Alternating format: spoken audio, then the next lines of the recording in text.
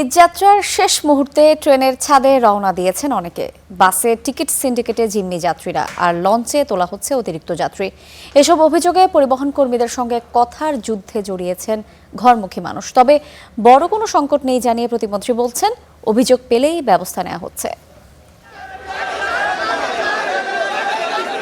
সদরঘাটে launch কর্মীদের সঙ্গে এ বাগবিতণ্ডা দেরিতে ছাড়া ও বাড়তি যাত্রী তোলার কারণে।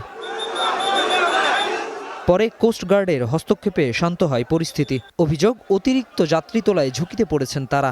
ছাদে সহ নিচে সহ লোক ঝুলে রয়েছে। কেন ঝুলে রয়েছে? ঝুলে থাকবে কেন? কোস্টগার্ড করে কি? এটা কোস্টগার্ডের দায়িত্ব। যে এই টাইমে লঞ্চ ছাড়ার কথা, ওটা সেই সময় মতো ছাড়ে না। এর জন্য যাত্রীরা অনেকটাই ভোগান্তিতে পড়তে হয়। যে পরিমাণ নেওয়ার কথা এর থেকে বেশি নিছে, এই জন্য কোস্টগার্ডের সাথে লঞ্চের মালিক পক্ষের সাথে একটা কথা কাটাকাটি হয়ে গেছে। এইবার কেমন যেন খুব ভোগান্তি হইল।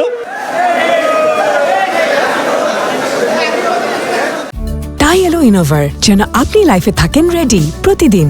ইনোভার, ডিজাইনড ফর নাও।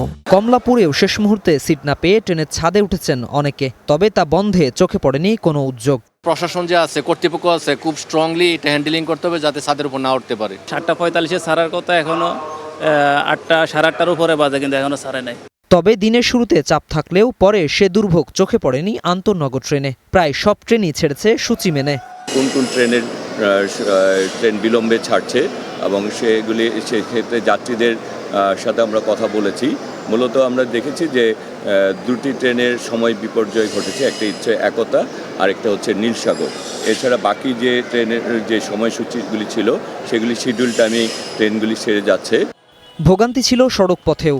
কৃত্রিম সংকট তৈরি করে বাড়তি ভাড়া আদায়ের অভিযোগ করেছেন যাত্রীরা। ছাড়ার সময়সূচি নিয়েও ছিল অসন্তোষ।